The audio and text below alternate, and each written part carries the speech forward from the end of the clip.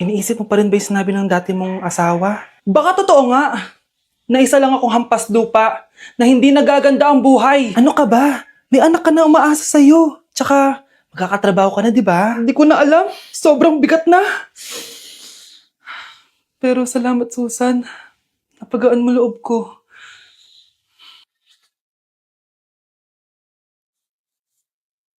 Hello ma'am, thank you for calling. How can I help you? Baby, wag ka muna umiyak, please.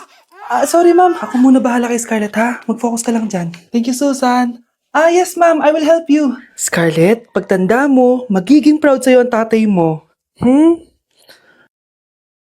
Tay, papasok na ako ng school ha. Grabe na talaga anak ko, oh. Dalaga na talaga.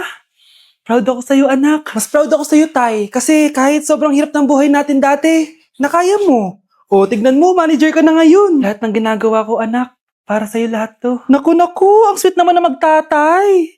Sana, ikaw na lang naging nanay ko, Tita Susan. Ha? Ano ka ba, Scarlett? Oh, sige na, manilate na pala ako. Bye tayo, bye tita. Hi, first day of school. Sana maging masaya tong chapter ng buhay ko. Kailangan may picture ako. Hoy, cellphone ko! Kala mo ba makakatakas ka? Balik mo yan. Miss, cellphone mo ba to? Cellphone ko. At doon nagsimula ang kwento naming dalawa. Sa susunod kasi, mag-ingat ka. Salamat.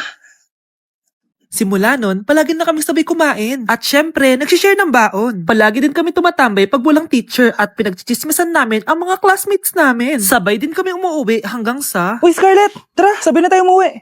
Sige, tara. Kunin ko lang yung mga gamit ko, ha? Oh, kanino galing yan? Eto, binigay nung crush ko.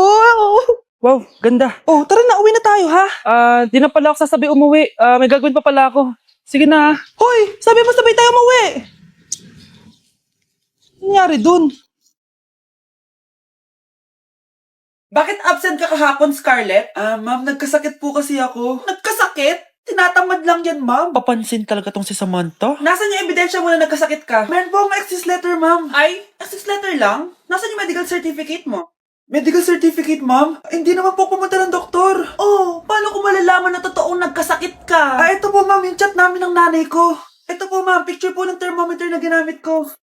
Sus, kinuha mo lang yun sa internet eh. Papansin ka? Kulang sa pansin eh. Ay, hindi ko tatanggapin yan, be. Hindi kita i-excuse. Dapat medical certificate yung ibigay mo sa akin. Aba, ma'am, kailangan ka pang nagkakasakit, may medical certificate agad? Paano kung masakit lang yung katawan? Paano kung masakit lang yung puson? Kailangan mo agad ng doktor? Hindi kami mayaman, ma'am. Nasa 4th floor pala yung room namin. Oh, be, ba't pawis ka? Naglakad kasi ako, be, simula bahay namin hanggang dito. Ano? Ang layo ng bahay niyo dito, di ba? Paano mo kinaya yun, bes? At least nakatipid ako, di ba? Sige, be, kung saan ka masaya. Ano ba yun? Ba't ang asim? Sorry, be. Ikaw yun, Scarlett. Wala ka ba deodorant, be? Ikaw na lang mag-adjust, be. Nagtitipid kasi ako. Mahal-mahal kasi ng mga deodorant. Maawa ka naman. Kahit yun na lang, be. What if, wag ka muna huminga? Oh, be, paano ka? Okay ka lang ba? Sakit ng paa ko, bes. Di ako makalakad. Pilay na ata ako. O, ayan. Tipid pa more. Lakarin mo ulit yung bahay niyo, bes. Paano ako uuwi dito, bes? Di mag-grab ka. Nagtitipid nga ako, bes, di ba? Di sakto, bes, kasi up to 15% cheaper ang ride sa Grab with their lowest fares ever on Grab Car Saver. Just open the app and kapag magbubook na kayo, just click on Grab Car Saver. May onting waiting time lang, pero sanay ka naman maghintay, di ba, bes? No, ba't mo kayo nakatake, bes? Pero laki ng discount, Naman! Tapos may additional 10% off pa on every ride for 60 rides if you subscribe to Grab Ride Saver for as low as 99 pesos lang, bes. Pwede mo ito pagsabayin with Grab Car Saver kaya makakatipid ka talaga. Ang sulit pala niyan, bes. Di go na, tara na. Mag-book ka na. Tara na, bes. Nandito na si kuya. Hello po, ma'am. Grab po. Bes, sakay na. Kayo ata yung pilay, hindi ako. Nay, bakit po? Mga sinungaling kayo? Paano niya nagawa sa akin to, ha? Nay, anong sinasabi mo? Hindi namin maintindihan. Ikaw, Scarlett. Sabi mo doktor ka, di ba? Bakit katulong ang trabaho mo sa New York, ha? Nay. Ikaw, Brianna. Teacher ka, di ba? Bakit nakita ka nilang nasa bar at sumasayaw-sayaw ka pa? Ikaw, Michael. Akala ko may engineer na ako. Ngayon pala, nangi-scam ka lang ng tao! Bakit nyo tinago sa akin to, ha? Nay, hindi kasi ako nakapasa bilang nurse sa New York. Sabi nila, mas magaling kasi talaga si Brianna compare sa akin. Kaya rumakit muna ako bilang katulong para makapag-aral ulit. Oo, Nay! Sumasayaw ako sa bar. Pero di ko binibenta ang katawan ko. Kailangan ko lang yung pera para makagraduate na ako bilang teacher. Ayoko na kasi manghingi sa'yo eh. Ang baba kasi ng sweldo ng engineer, Nay. Kaya humanap ako ng paraan para kumita ng pera. Alam ko mali ang pagiging scammer pero yun ang bumuhay sa akin, Nay. Mga anak! Sana sinabi niyo sa akin. Pamilya tayo dito, diba? Magtutulungan tayo. Bakit tinago niyo sa akin? Natakot kasi kami, Nay, na baka ma-disappoint ka namin. Alam kasi namin yung paghihirap mo. Mapag-aral lang kami. Anak ko kayo. Gagawin ko lahat para sa inyo. Sa tingin niyo ba hindi ko kayo tatanggapin, ha? Kaya itigil niyo na yung mga ginagawa niyo. Lalo ka na, Miguel. Opo, Nay. Sama-sama tayong bumangon. Nay, sorry. Wow, ang sweet naman. Isa ka pa.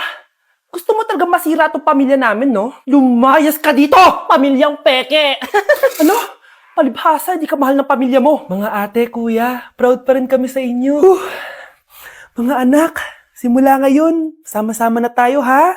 Walang iwanan at walang magtatago, ha? Promise? Promise, Nay. Hindi na kami magtatago.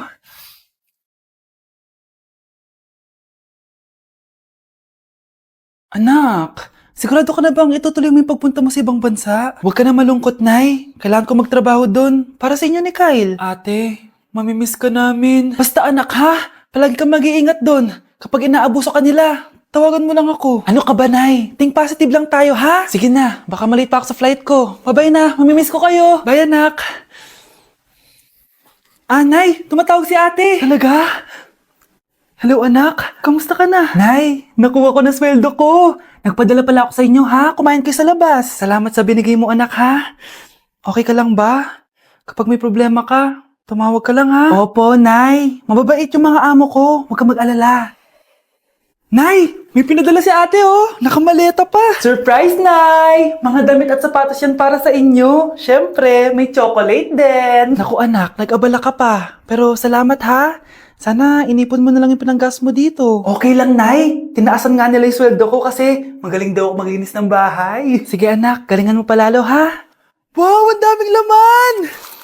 The subscriber cannot be reached. Bakit di sumasagot si Scarlett? The subscriber cannot be reached. Baka busy. Anak, tumawag na ba ate mo? Ilang araw na siyang di tumatawag ah. Nay, may tumatawag. Salamat sa Diyos, tumawag na. Hello anak. Nay, may pinadala ulit sa ate. Ang bigat. Ano? Anong nawawala? Ano kaya naman nito? Hello? Hello?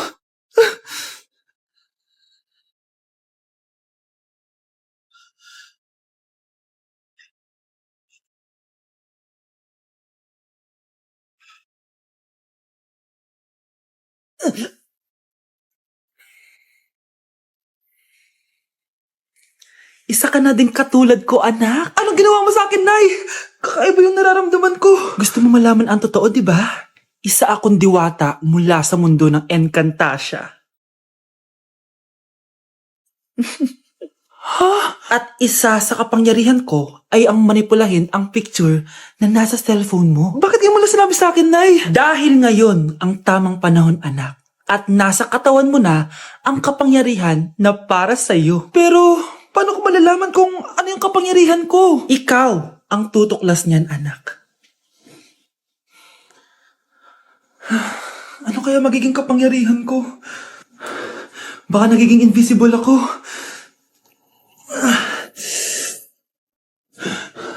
Hindi ako nawala. Baka kaya ko magpalutang ng gamit.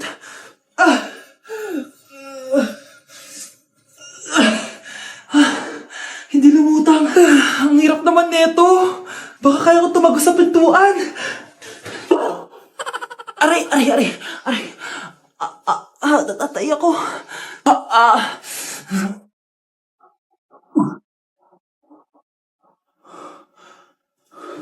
Ano yun?